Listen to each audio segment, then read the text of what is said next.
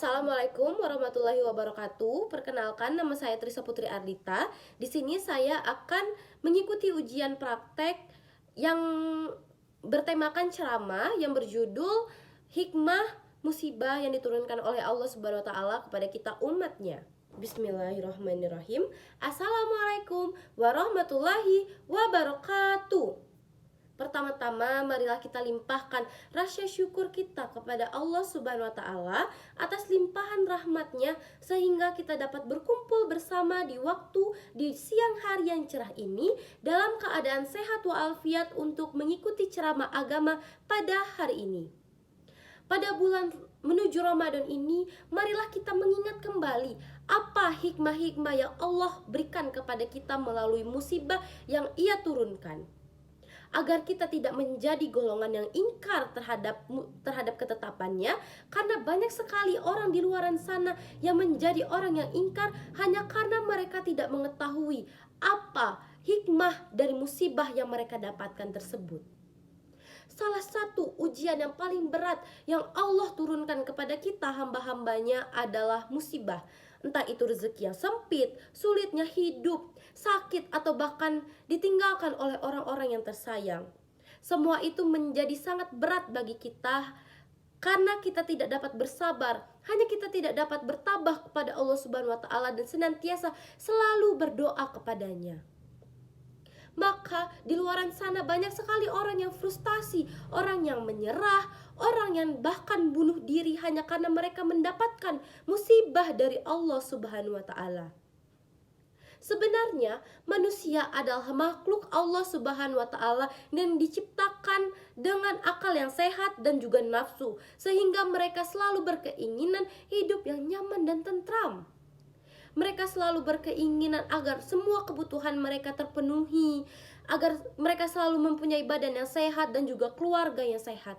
Tetapi dalam hidup ini bukan hanya sekedar kenyamanan, bukan hanya sekedar ketentraman. Mereka juga ada yang namanya takdir yang dapat mengendalikan semuanya, dan itu tidak dapat dihindarkan dari siapapun. Siapapun tidak dapat menghindarkan yang namanya takdir. Oleh karena itu, ketika kita mendapatkan atau kita merasakan hal-hal yang tidak kita inginkan selama ini, lalu Allah menurunkannya kepada kita, maka kita harus selalu bertabah kepadanya. Kita harus selalu berdoa kepadanya, berserah diri kepadanya, dan menjadikan sabar menjadi solusi terbaik.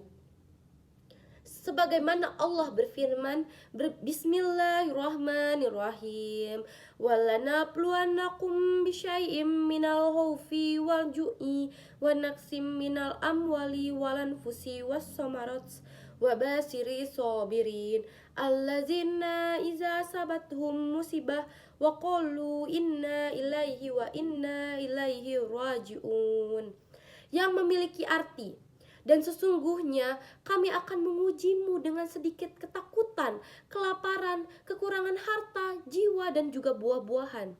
Dan sampaikanlah kabar gembira ini kepada orang yang sabar, yaitu orang yang ketika mereka ditimpa musibah, mereka mengucapkan, sesungguhnya kami kepunyaan Allah dan sesungguhnya kami akan kembali kepadanya.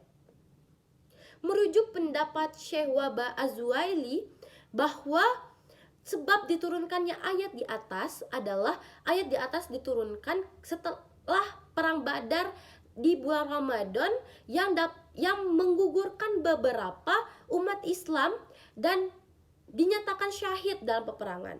Setelah peristiwa tersebut terjadi, bahwa muncullah pendapat-pendapat dari para sahabat yang mengemukakan bahwa setelah kematiannya adalah dicabutnya kenikmatan-kenikmatan dunia bagi mereka yang syahid dalam peperangan. Untuk menanggapi pernyataan tersebut, Allah Subhanahu wa taala menurunkan ayat ini dengan tujuan menyatakan bahwa di antara ujian yang akan dihadapi oleh manusia di dunia adalah syahid dalam peperangan. Musibah-musibah itu adalah keniscayaan. Musibah yang kita alami itu adalah cara kita untuk mengukur sebagaimana kualitas keimanan kita dan mengukur ajaran agama selama yang kita pelajari saat ini. Apabila kita beriman, kita senantiasa selalu bersabar kepada Allah Subhanahu wa taala, kita senantiasa harus selalu bertabah kepadanya, dan juga kita selalu berserah diri kepadanya. Sedangkan apabila kita tidak bersabar kepada Allah Subhanahu wa taala, kita menjadi pribadi yang panik, kita menjadi pribadi yang frustasi, pribadi yang menyerah, dan bahkan kita bunuh diri. Lantas apa yang menjadi nikmat Allah Subhanahu wa taala? Nikmat dari musibah yang Allah Subhanahu wa taala turunkan kepada kita umat-umatnya.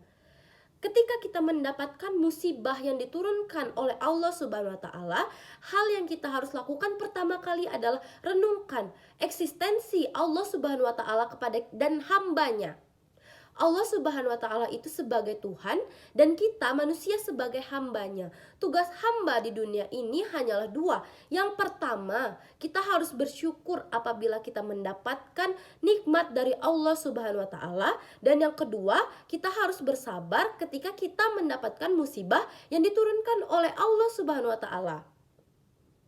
Mensyukuri nikmat itu adalah memakai nikmat-nikmat yang Allah berikan kepada kita dengan cara yang terbaik, sehingga keridhaan Allah Subhanahu wa taala itu kembali kepada kita, agar Allah Subhanahu wa taala memberikan ridhonya kepada kita. Dan konteks sabar dalam menghadapi musibah itu adalah kita tidak meluapkan emosi, kita tidak marah ketika Allah Subhanahu wa taala menurunkan musibah kepada kita, dan kita tidak emosi terhadap musibah tersebut, dan kita harus bersabar.